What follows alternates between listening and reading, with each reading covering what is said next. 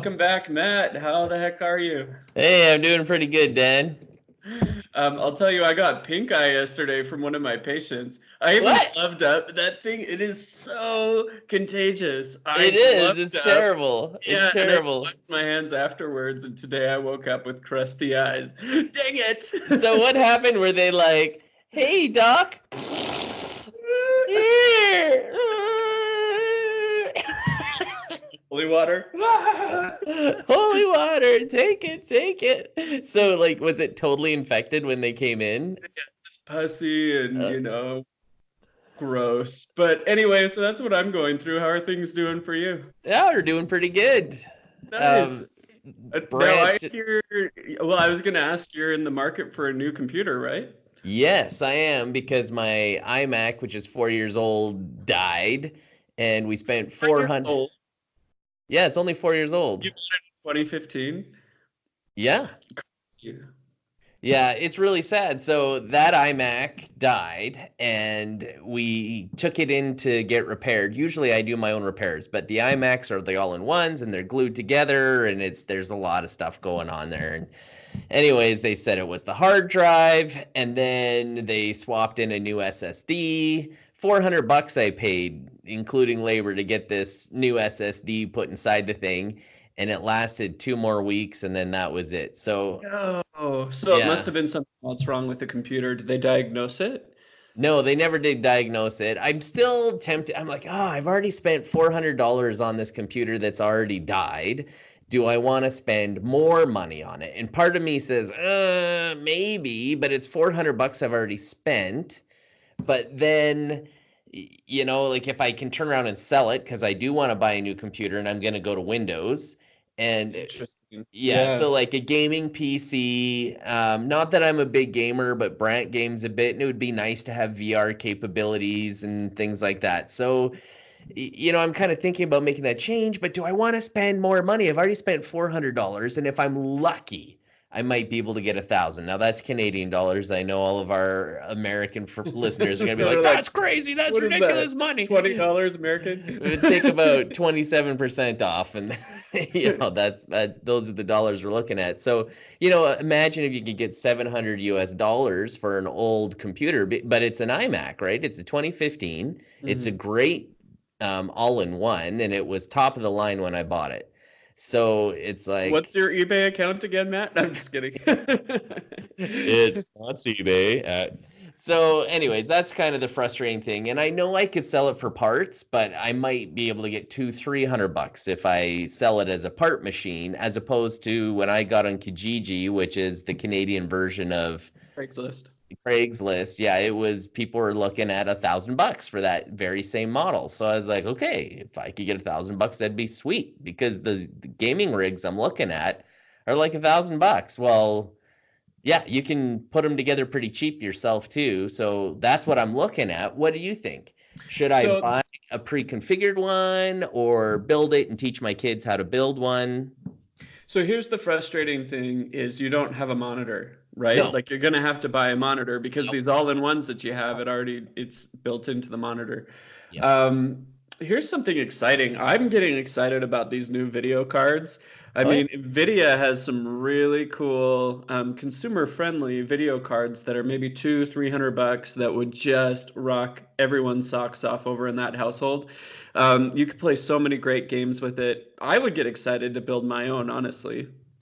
So I was looking at it, and then I'm gonna geek right out on this. I'm gonna create the spreadsheet. I'm gonna say, okay, this is what it would cost to go to Newegg, get all these components, Mhm. make sure that I've got the right motherboard and chipset lined up with the processors, and I'm trying to decide between Intel or AMD, and I'm leaning towards AMD just for the budget conscious side Sure. of things, even though you can overclock the Intels more, but anyways, that's kind of what I'm looking at. I'm going to spreadsheet it. I'm going to look at value. But then I found this great deal. Dell's got a sale on right now. And so not only can I get like $400 off these gaming rigs just from their sale, On top of that, because I'm going to be using my American Express, I'll get another 3% off Woo! using my card through them. And, like it just looks like there. Oh, and then there's a coupon I have for another 10% off. So it looks like I might be able to get $500-600 off this gaming rig. Basically, they're going to give it to you when all the Yeah. coupons are done, right? You're going to be It may getting paid by be them. cheaper than buying the parts on Newegg and then putting it together myself. But it's still going to be a rig you can open up and swap components in and out. And that's what I want, kind of like what we used to do when we were younger. Yeah. I had my computer I called Frankie from all the dead computers that I pulled parts from. It was Frankenstein, but that was my computer, and I constantly upgraded it. I did find that I still had to swap out the motherboard probably every 3 years. That's kind of what I found, is that by the time, maybe it was 4 years, it was like I could get 2 processors in there before I needed a new chipset, and I had to get a new motherboard for it. So maybe I'd like to hear what some of our listeners have to say about building their own rigs. How long can you expect a motherboard to last? How long can you expect to be happy with your processors? I feel like in today's day and age, we should be way happier with our rigs for way longer, just because the requirements aren't as insane as. Agreed. Like, we were watching Moore's Law at the beginning of the curve, where every iteration of that processor made massive difference. It's insanely different. Yeah. So here's a few things that you might want to consider. If you're so used to the Mac operating system, make sure you buy components that are Hackintosh friendly, right? Like, I think maybe an Intel processor might be a little easy to throw on Mac OS on there than an AMD. I'm not 100% sure about that, but I would look into that. I don't know if we're even gonna go back to the Mac OS. Is it simpler? A little, but I use Windows at work, and Windows 10 is a pretty slick platform. I'm really impressed with Windows 10. It is so much better than the previous ones. It's smaller, lighter, boots fast. There's so much good going on with Windows 10 right now, and the only person I think who has to learn how to use it is Sharon.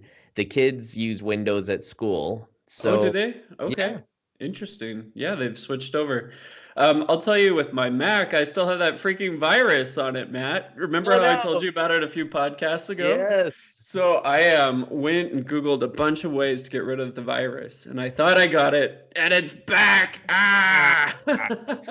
So you're not virus free with the Mac OS. We've got a lot of things we need to talk about today. I wanted to start out with Bitcoin. It is on fire. So yesterday, the Dow Jones dropped 600 points, which is insane, almost 3%.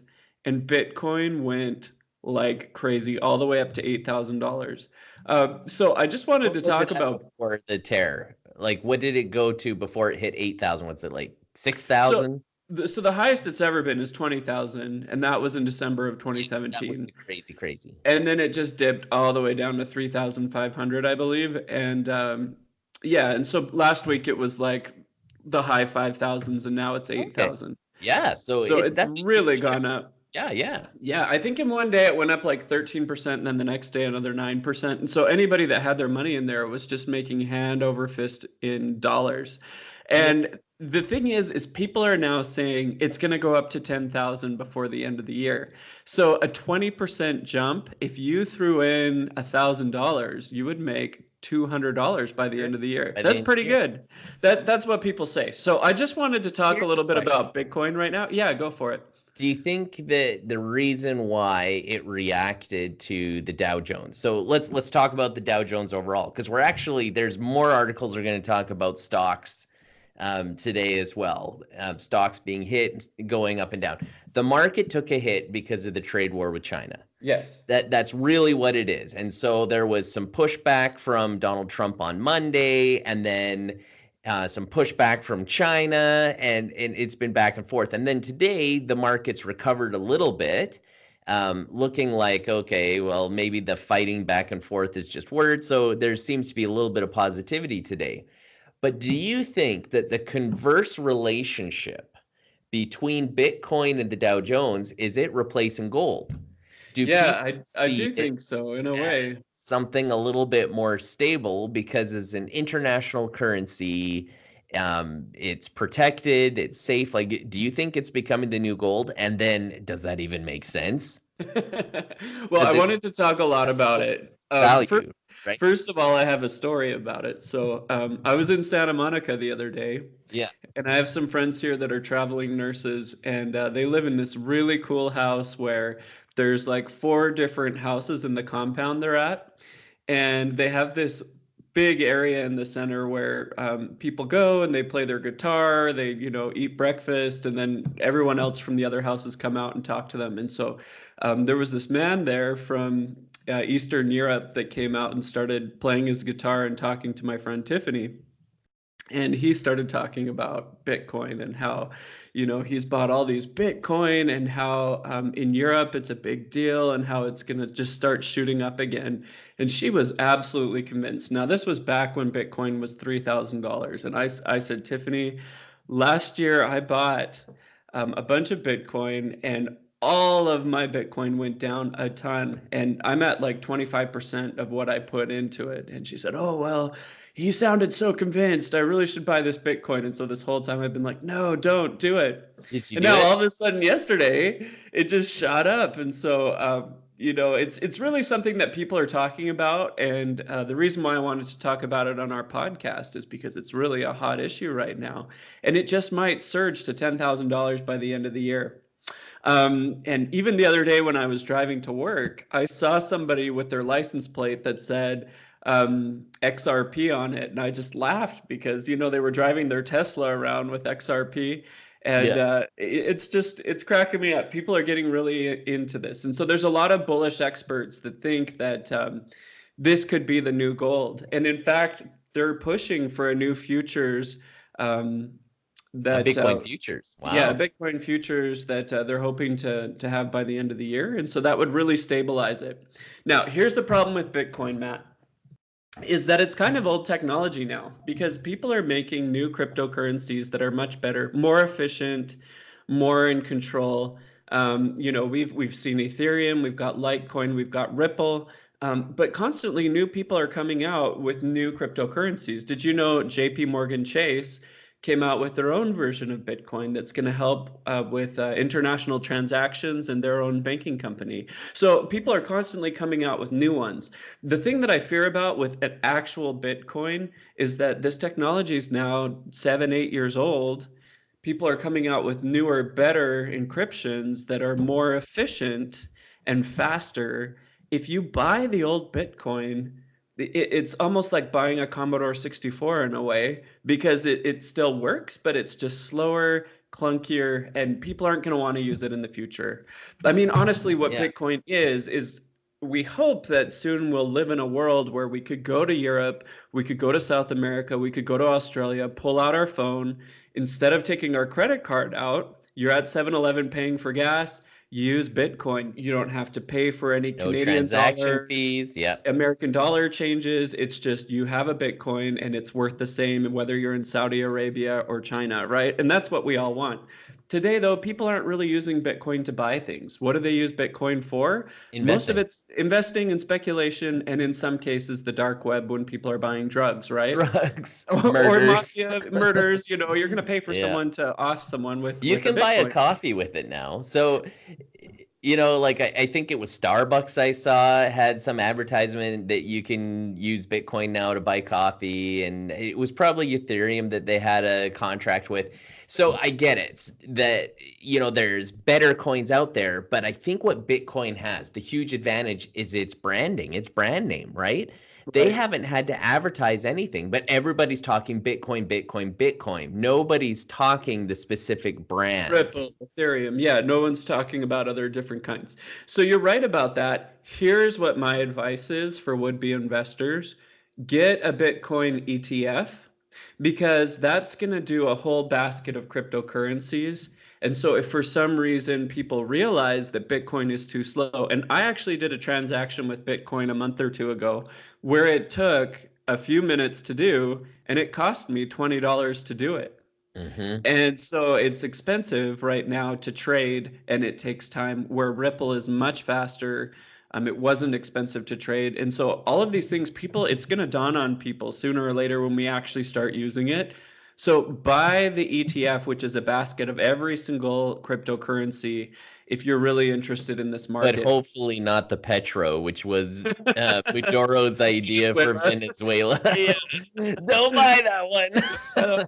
What the heck is going on with that country anyways? They've got Yeah, two, whatever happened to Kodak? Kodak had they've got a a coin. cryptocurrency too. Yeah, like they've been out of business, the photo business for a long time, and then all of a sudden, hey, we're getting into our own cryptocurrency. So I do want to say one more warning Yeah, about this. So we're all kind of thinking it's the inverse of the stock market, like gold, right? Or like bonds, yeah. like if the market goes up, Bitcoin goes down. If the market goes down, Bitcoin goes up. Here's the thing. It might actually have been from manipulation. There are Mm. a lot of people that are super rich that have a ton of Bitcoin, like the Winklevoss brothers, Oh right? yeah, yeah, they Or other totally. people like that. Like a bunch of people have a ton of Bitcoin that they're hoarding.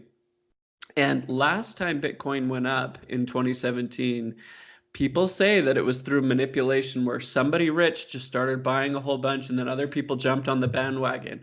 The very same thing could have happened on Monday. And so remember, this is all speculation. Nobody is actually using it right now to purchase goods on the whole. So just watch out for it. Except for murders and drugs. And Matt. And me That's to buy a gaming rig. or a gaming rig. That's right. Okay, So, now, you know what you can get good value for your Bitcoin buck? what's that? A OnePlus 7 Pro. Oh, okay. Now this one surprised me because whenever we talk about OnePlus on the podcast, Yes, it's always like this really cool budget phone budget. that your son's friends in India are Yeah, buying. yeah. But now I hear it's gonna be like freaking $700 American. What? Well, 669 is the base model, but it's still super cheap compared to other flagship phones. Now there is the OnePlus 7. United States isn't going to see it. The only OnePlus the United States is going to see is the OnePlus 7 Pro. Now the 7 has a lot of the same internal specs, so you're still going to have the Snapdragon 855. I believe it's going to be anywhere from 6 to 8 gigs of RAM. So it's still going to be a smoking fast phone, but it's going to look a lot like the 6T, which was last year's phone. It's going to have a little teardrop notch. It's not going to have all the smoking bells and whistles that the OnePlus 7 Pro has. So what's interesting is it's got the guts of a flagship, which is what they started out with, the OnePlus One, and they sold it for $299. It was like the latest processors, and they had some really good RAM in there, and that's really what they did. But they've stepped it up by putting an amazing screen.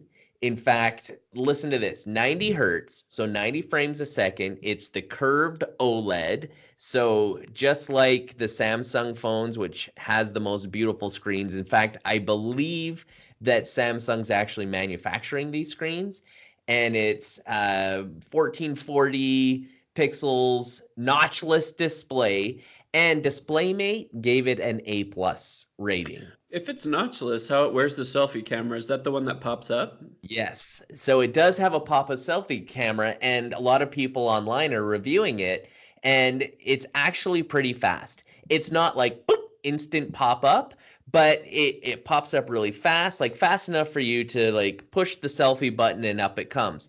Now you're not going to want to do face unlock with it all the time because then it's going to be like zzz, zzz, zzz, zzz, zzz, every time you want to unlock your phone. But that pop-up camera has some neat features to it. If you drop your phone, and I watched this online, people were literally dropping their review phones.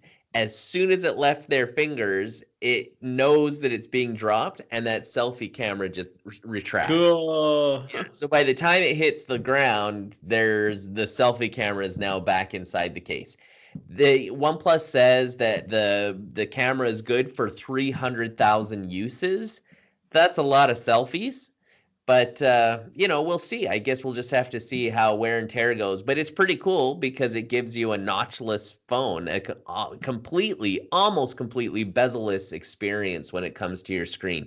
And when you've got the 90 hertz and you've got the 1440 and you've got all these pixels and color, it's supposed to be the most amazing screen that's out there.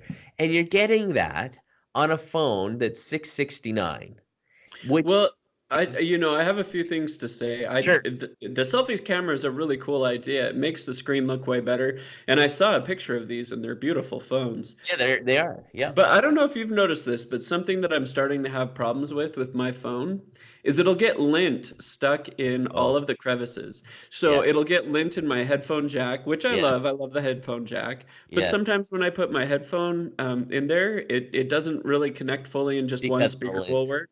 And then also my port to charge the phone, sometimes I have to wiggle the cord around to get it to. So I wonder if having another selfie crevice that pops in and out will just get lint stuck in it. Oh yeah, and imagine sand, right? Yeah, You're at the at the beach, beach. Yeah. you pull out the selfie camera, and if sand gets in there, I'm sure we're gonna hear horror stories about it. But let's see. It looks slick. It makes a beautiful phone. Is it gimmick or is it good? I guess we'll wait and see. The rumors are the latest technology, we talked about this about 6 months ago, is actually putting the cameras behind the display and having them being able to focus through the display of the phone. So it sounds like, according to rumors, we're going to get something, some kind of a prototype is going to be announced by the end of this year. And it sounds like Samsung's working on it, Oppo's working on it, Huawei's working on it. So that's probably the next big thing, even more likely than foldable phones becoming Yeah. usable by everybody. So here's some of the other things that come on this phone, and this is Marquise Brownlee, who is one of the biggest YouTube stars and reviews all these phones. He basically says this is his favorite phone of 2019. Really? He says of all the phones he's reviewed, and that includes the Samsung 10S, 10S Plus, the SE. He really liked the Samsung 10 SE because of its value proposition, what you Yeah. pay for what you get. And he says this one's the best out of all of them that he's reviewed. And he says it's because the screen and price and speed. So Okay. let's talk speed. You can get up to 12 gigabytes of RAM. That's insane. That is insane. 12 gigabytes of RAM. So the smallest one starts out at 6, and then you can get 8 and 12. And it's actually not that expensive. And on the same version where you get the 12 gigabytes of RAM, you get the 256 gigs of storage as well. And it's special storage. I can't remember what they call it. I didn't type it in here, but it's like UCC. Anyways, it's the newest flash Super RAM fast. that's like way faster than the older. So it's the next generation of RAM. And this phone is the first one that is going to be available to the masses that has this RAM. So imagine that 12 gigabytes, you got the 855 Snapdragon, you've got the 256 super crazy fast RAM.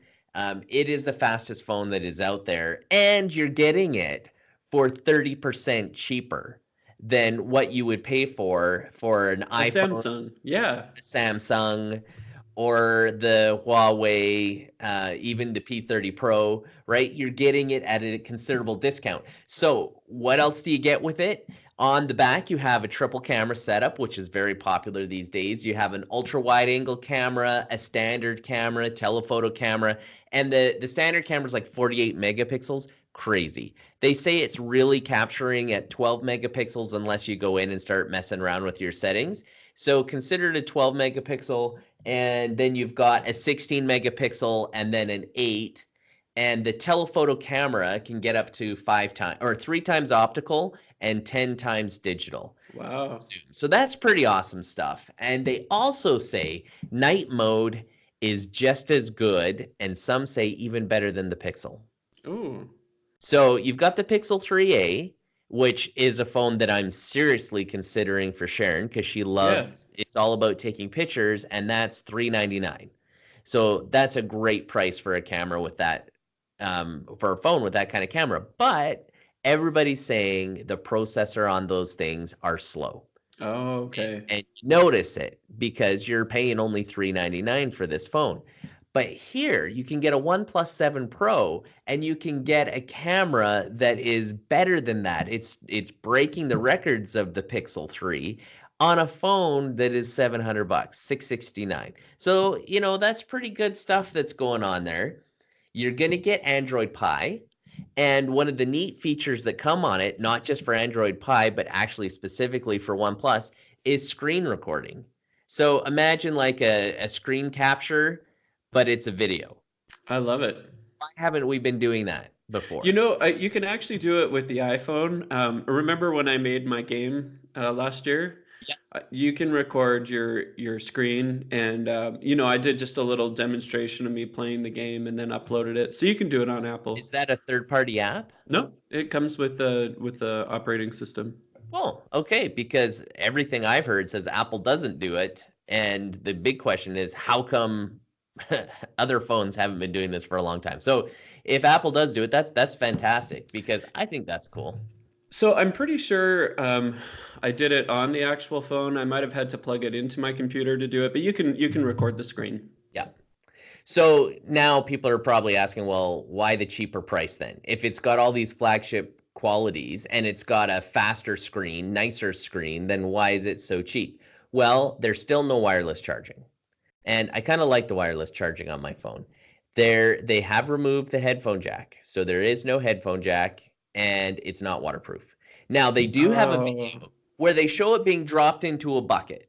So Okay. it doesn't have a waterproof rating, but you should be okay for the accidental spill. But I Like would into a toilet? into a toilet. I would go swimming with it, but you should be able to quickly retrieve it from the toilet. Good news. So Well, here's I mean, it's a really nice looking phone. And the cool thing about Android phones are they look so different. So when you're out and about and you pull it out, people are like, what is that? You what know? is that you've got? Oh, it's a OnePlus. A one what? And here's the other thing. It's still $80 cheaper than the Samsung 10s, Really? the Samsung 10 SE, and the iPhone XR. So those are the budget models, I'm right? still so sad that the cheap phones these days are almost $700. I mean, I know it's great that they're cheaper than $1,000, but I really feel like this is just all shifted in the last few years where, I mean, we're losing our $400 phones, you know? And actually, you literally are losing your $400 phone, with the exception of the 3A, which was announced just last week. And the iPhone SE, which I use. No, but here, you ready for the bad news for the iPhone SE? I hear it's not going to be compatible with the new operating system. No, iOS 13 is not going to support it. SE is not going to be supported. The 6 and the 5S. Those it's frustrating because the SE has the same chipset as the 6S. And if they support the 6S, they should support the SE. I don't know about the 6S, but when I was reading it, it was definitely the 6 because Sharon has the 6. Right. And SE. And get this, they're still selling these phones, Dan. That's what gets me. Apple supports their phones longer than Android. I'll give Apple that. But you can't still sell the phone months before you're not going to support it. Right? Like, at least if Samsung's not going to send, like, oh, we're not going to update it to Android Pie, that's on a phone that's 3 years old and you haven't been able to buy it for the last 2 years. Apple is selling the SEs right now, Dan. Right now. Yeah. Well, hopefully it's just a rumor, right? Because I'll be sad. It's not a rumor. Legit. I think it's confirmed by Apple themselves. So, anyways, well, this looks like a cool phone. It could be something I'd be interested in. Yeah, definitely something I'm in. Oh, here, I do have information. The 6 Plus will no longer be supported. And neither will the iPad Mini 2 and the iPad Air. All not supported by iOS 13. Okay. So, is it worth it? Like, how long do you think you can use your iPhone SE without an update? Well, I'm going to use it for another 2 years. I've already decided it's fast enough. It's not slow. I can do my maps with it. I can text people with it. I can do YouTube. I don't know. Do I need anything more? Well, what about security patches? That's a good point, but I mean, Now, I'm not. apps. So here's another problem that I've had with my older iPhones. As soon as it's no longer being updated, developers are no longer developing for that, right? Because they True. develop for the iOS version. And so if your phone's no longer getting updates, I slowly found that when I have an iPhone 4 still in my house, I know I'm old, but that iPhone 4 got to the point where I couldn't even play Angry Birds on it anymore. Right. And you would even try it as like, well, then give me the version of Angry Birds that works on this phone. It's worked for years and years. I don't need it to update anymore. But then it's like, nope. Angry Birds no longer supports this version of Angry Birds, which works on your phone, which is no longer supported by Apple. Therefore, no Angry Birds for you anymore. I know it's so frustrating. That's one of the frustrating that you really do have to update every 3 years, I guess. So, okay, what do you think? Is Apple not supporting these phones that they're currently selling to get you to upgrade? Is this approach to upgrade and sell more phones? Well, I'd actually like to hear from our listeners. Have you ever had a frustrating moment where you had an older piece of technology that stopped working? Yeah. Well, I think that's our podcast for today. We really would like to hear from you. And if you're on YouTube, please hit the like button because that's going to help the YouTube algorithm shoot us up to the top. And we'd love Send to us hear a from you. review. Yeah, we'd love to read your reviews. We'll even read some on our podcast Oh, here. yeah. In fact, we do have a review from a very young listener. His name is Ooh. Henry. And apparently, when the Tech Time music starts playing and he's sitting in the high chair, he just starts kicking and dancing. So I'm hoping we'll get a video of Henry rocking out to the Tech Time music. Watch out on our Instagram. That sounds Yeah. great. All right. Well, Matt, it has been a pleasure. Have a Yeah. great week, and we will talk at you guys next week. Yeah. Talk to you next week. Bye.